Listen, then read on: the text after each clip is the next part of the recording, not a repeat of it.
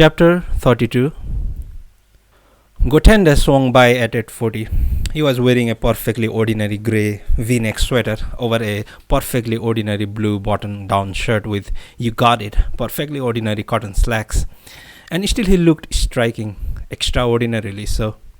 He was curious about my digs, so I invited him in.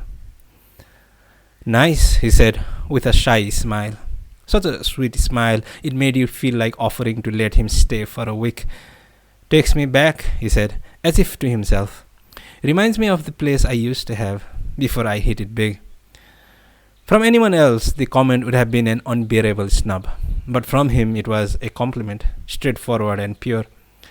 I offered Gotanda a big cushion, and got out my fold-away low table from the closet. Then I brought us black beer with my Spanish and whitefish concoction, and put on the Schubert again. Fantastic! Really? How about something else? I'd love it. But I don't want you to have to go to the trouble. No trouble at all. I can whip something up quick and easy. Nothing too fancy, though. Can I watch? Sure, I said. Scallions tossed with salt plum, wakame seaweed and shrimp vinaigrette, wasabi preserves and grated daikon with sliced fish mousse, slivered potatoes in olive oil and garlic with minced salami. Homemade cucumber pickles, yesterday's hijiki seaweed plus tofu garnished with heaps of ginger. Amazing, sighed Gotenda. You're a genius. Very kind of you to say so, but I assure you it's real simple, just throwing together stuff I have around. Sheer genius, I could never do it. Well, thank you, but I could never imitate a dentist. Ah, he said, dismissing my return of compliment. You know, would you mind if we didn't go out tonight? This stuff is great. Fine by me. So we drank and ate. When the beer ran out, we switched to Cutty Sark. We listened to Sly and the Family Stone, The Doors and Stones, Pink Floyd. We listened to the Beach Boys' Surf's Up. It was 60s kind of night. The Loving Spoonful, Three Dog Night. Any self-respecting alien transponding in from Sirius would have thought himself caught up in a time warp. No alien showed, but from 10 o'clock it did start to rain. Softly, quietly, barely audible on the eaves. Almost silent as the dead. As the night wore on, we stopped putting on music. My apartment didn't have the thick walls of Gotende's condominium, and loud noise after 11 asked for complaints. With the music off, the whisper of the rain underscored the tone of our conversation. The police hadn't made much headway on May's case, I lamented. No, they haven't, Gotenda shied. He'd been checking the newspapers and magazines too. I opened a second bottle of Cutty Sark, and for the first round we toasted May. The cops have narrowed their investigations down to prostitution rings, I went on. So they must have gotten hold somewhere. I'm worried that lead them to you. There's a chance, said Gotenda, knitting his eyebrows slightly. But it's probably okay. I was a little nervous, so I asked the folks at my agency about it, whether that club's as tight-lipped as they claim. And you know what? Seems the club has a lot of political connections, some pretty big names apparently. So even if the club did spill to the police, they wouldn't be able to go sniffing too far. They couldn't lay a hand on anybody. And for that matter, my agency has a bit of clout too. Some of the bigger stars have very close friends in high places, sometimes in not so nice places. So either way, the cops don't have a lot of room to maneuver. And because I'm a money tree for the agency, they don't want anything to happen to me. I'm a major investment. They don't want to see my value plummet. True, if you'd mentioned my name to the cops, my ass would have been hauled in for sure. All the political connections in Ginza couldn't have kept that from happening. But no fear of that now. The rest is a power play, one system against another. It's a dirty world, I said. Isn't it though? Said Gotenda. Dirty to the core.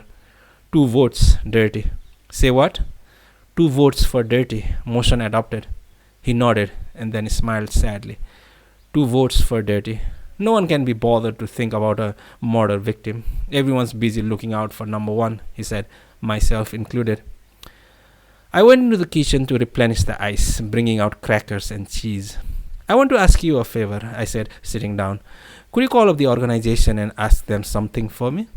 He pinched his earlobe. What do you want to know? Anything to do with this case is out of the question. They'd never crack. Completely unrelated, I want to know about a call girl. I met in Honolulu. I've heard a girl overseas could be arranged through the club. Who told you that?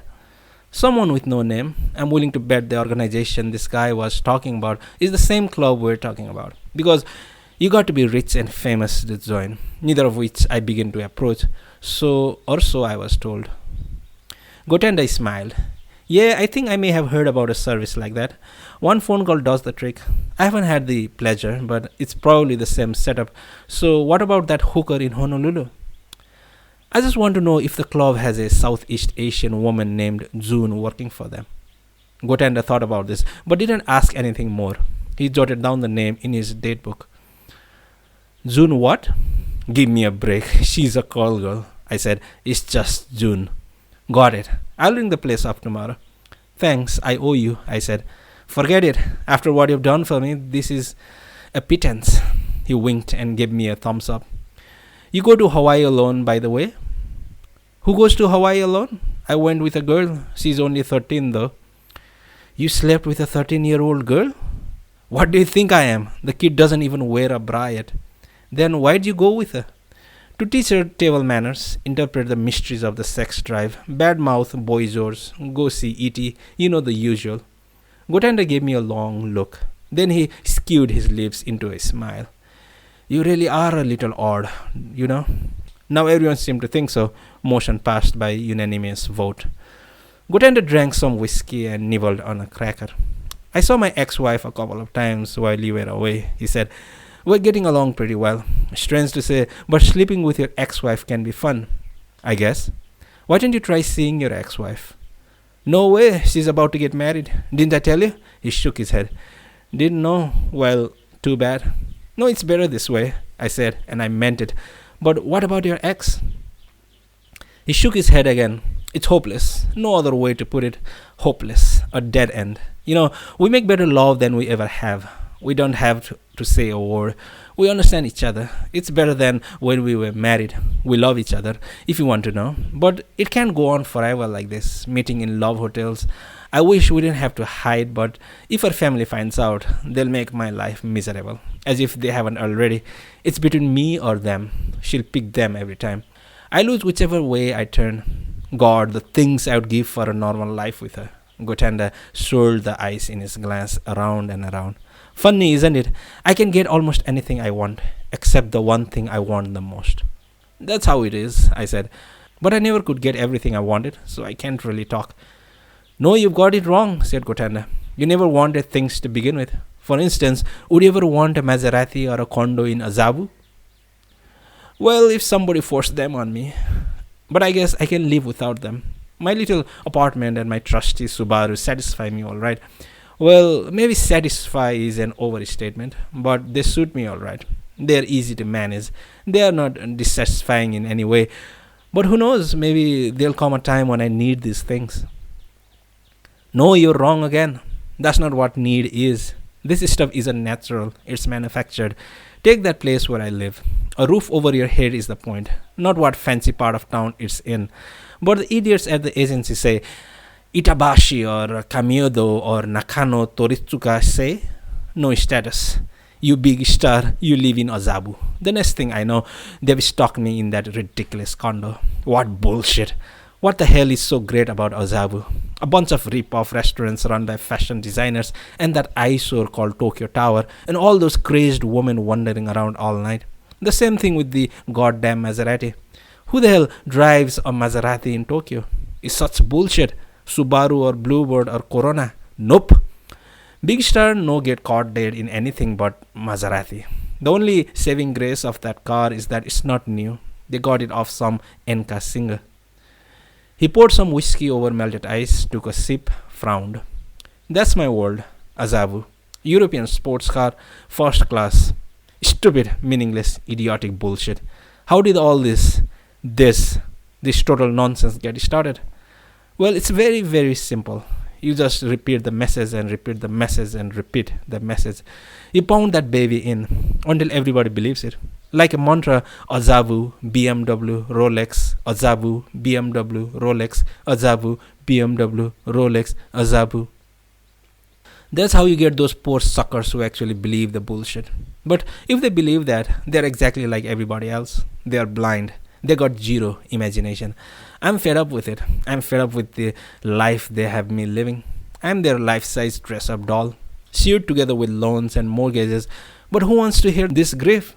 After all, I live in a jet stream condo in Azabu. I drive a Maserati. I have this Patek Philippe watch, a step up from the Rolex, don't you know? And I can sleep with a high-class call girl anytime I feel like it. I am the envy of the whole goddamn town.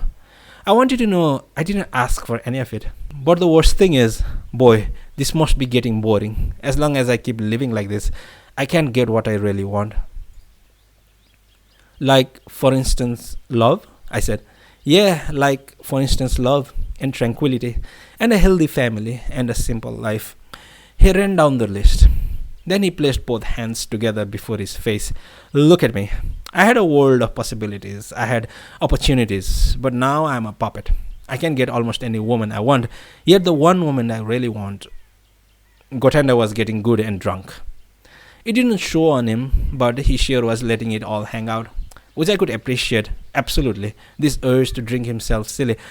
We had been going for almost 4 hours like this. Gotanda asked if he should get out of here, but I told him I wasn't doing anything special, same as always. Sorry to force myself on you, he said. I don't have anyone else to talk to tell you the truth. If I told someone that deep down I'm a Subaru man, they'd think I was stark raving mad. They'd cart me off to a shrink. Of course, it's in fashion, going to a shrink. Amazing bullshit. A show business shrink is like a vomit cleanup specialist. He closed his eyes. Seems like I came here just to bitch. You've said bullshit at least 20 times. Have I?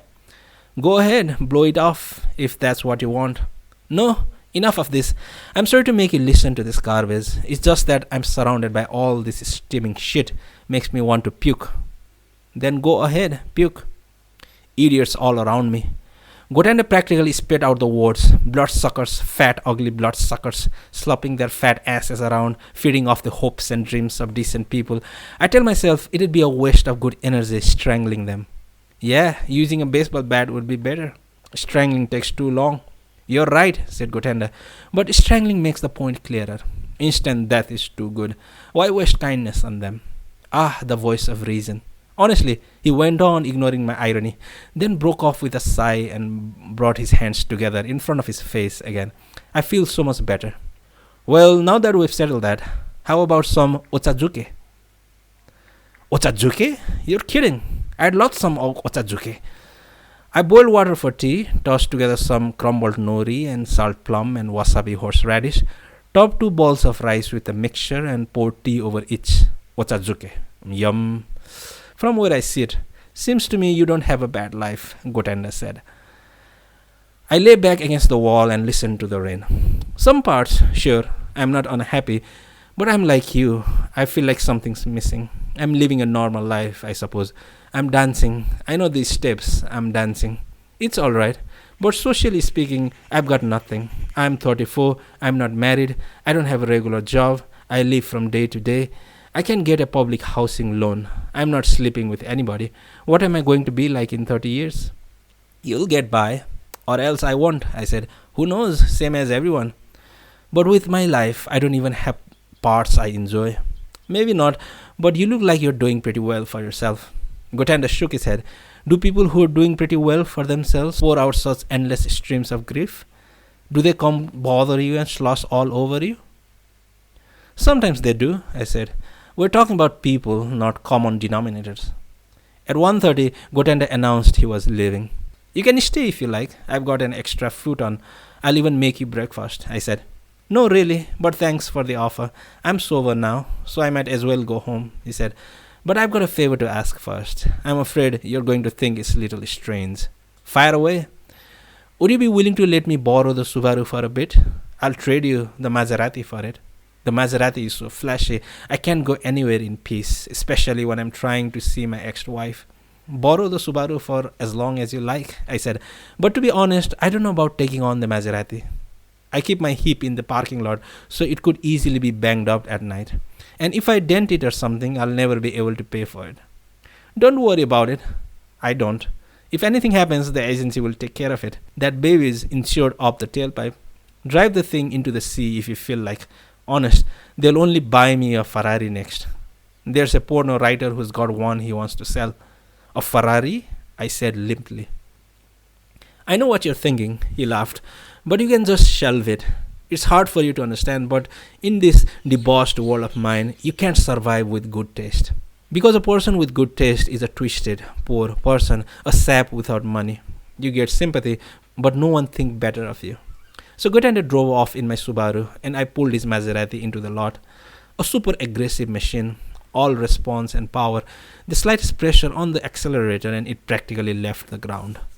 Easy, baby. You don't have to try so hard, I said with an affectionate pat on the dashboard. But the Maserati wasn't listening to the likes of me. Cars know their class too.